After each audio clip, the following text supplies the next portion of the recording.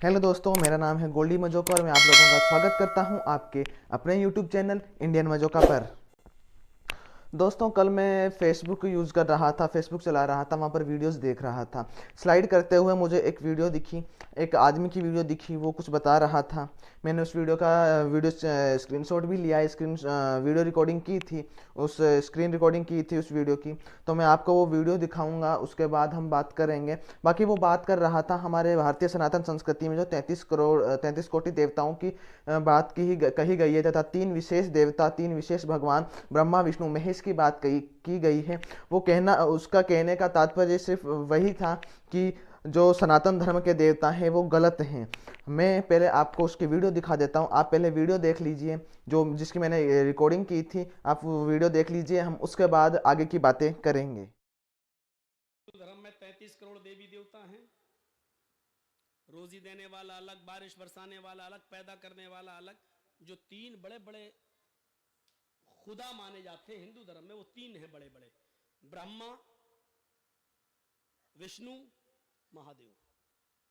ब्रह्मा दुनिया का बनाने वाला, ये है क्रिएटर।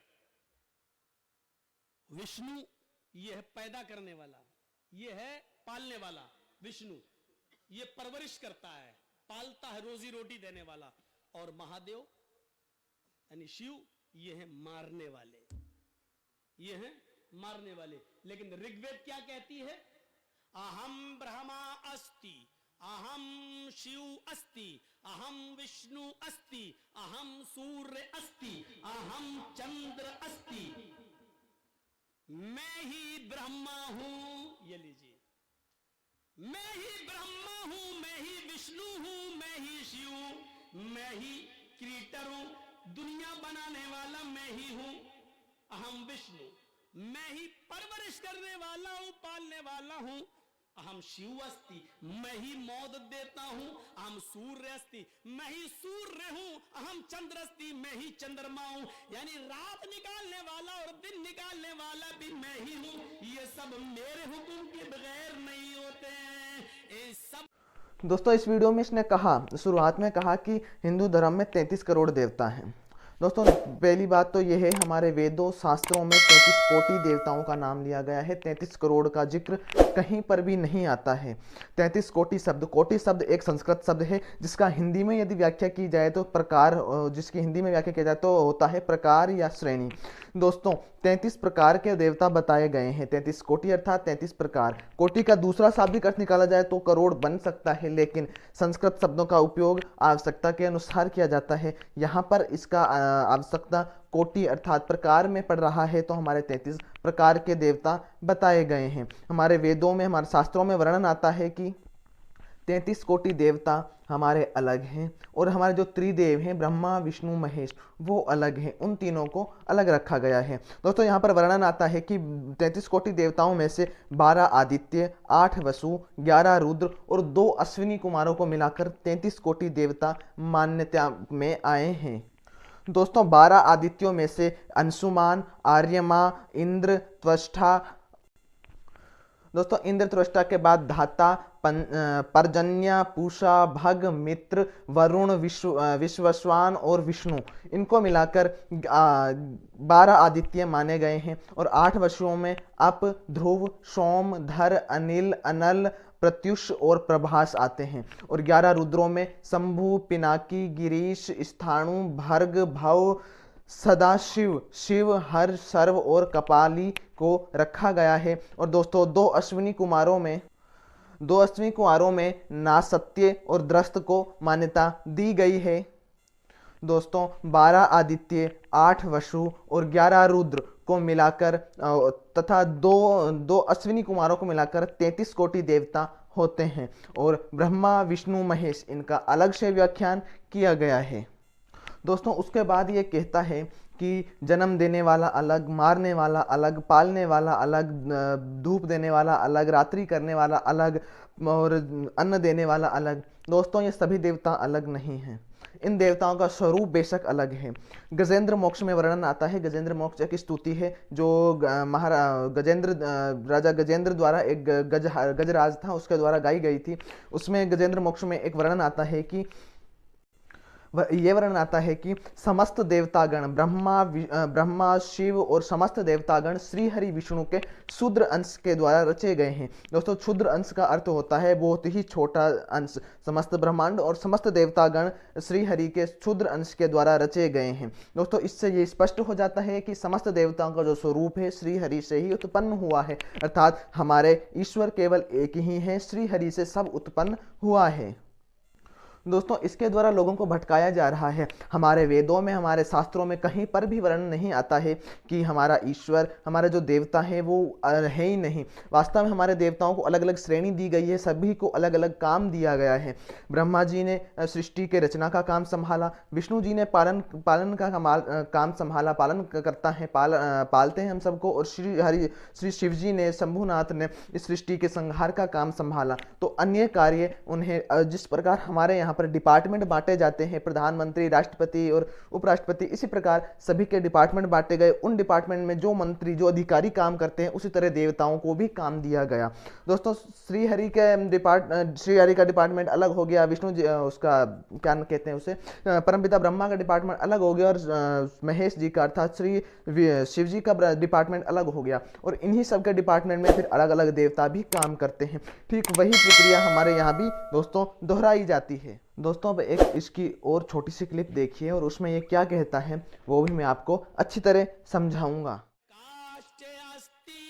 न पत्थरास्ति, उस ईश्वर को न लकड़ी में ढूंढो न पत्थर में ढूंढो। वो ईश्वर है, उसको न लकड़ी में ढूंढो न पत्थर में ढूंढो। ओम निराकारम अस्ति निराकारम अस्ति, वो ईश्वर निराकार है, उसका कोई आकार ही नहीं, उसकी कोई शक्ल बना ही नहीं सकता है। लैसा कमिस्लिही शैउन, उस अल्लाह की तरह कोई चीज है ही नहीं है, उस अल्लाह की तरह कोई चीज है ही नहीं। ये लीजिए तौहीद हमारे हिंदू भाइयों के अंदर भी यही है। वला तदउ मिन दूनिल्लाहि मा ला यनफउका वला। दोस्तों इस क्लिप में इसने कहा कि अहम ने पत्थरा अस्ति, अहम ने काष्ठा अस्ति, अहम निराकार अस्ति। दोस्तों आपको बता दूं, इसने कहा अहम ने पत्थरा अस्ति, मैं ना ही पत्थर में हूँ। अहम ने काष्ठा अस्ति, मैं ना ही काष्ठ अर्थात लकड़ी में हूँ। मैं आपको बता दूं कि पत्थर को संस्कृत में पाषाण कहा जाता है। यदि आपने इसके इन दो श्लोकों पर ध्यान दिया होगा तो आप समझ गए होंगे कि ये बिल्कुल गलत संदेश दे रहा है, क्योंकि पत्थर को संस्कृत में पाषाण कहा जाता है और लकड़ी को संस्कृत में काष्ठ नहीं कहा जाता। लकड़ी को संस्कृत में दारुहु या लगुड़ कहा जाता है। अगर हमारे ऋग्वेद में कोई ऐसा वर्णन होता कि ईश्वर पत्थर में नहीं है तो ऐसा लिखा होता, ईश्वरः न निवश्यन्ति च पाषाण, ना कि ये लिखा होता कि अहम ने पत्थरा अस्ति। ये कोई बात नहीं हुई, ये कोई श्लोक या सेंटेंस नहीं हुआ।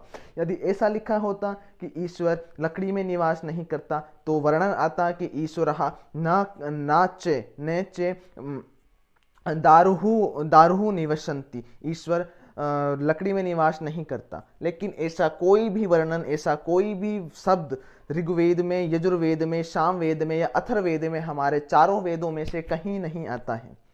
और आगे ये कहता है कि अहम निराकार अस्ति, ईश्वर का, अल्लाह का कोई आकार नहीं है, कोई आकार नहीं है, वो निराकार है या उसका शकल कोई बना ही नहीं सकता। इसने यही कहा।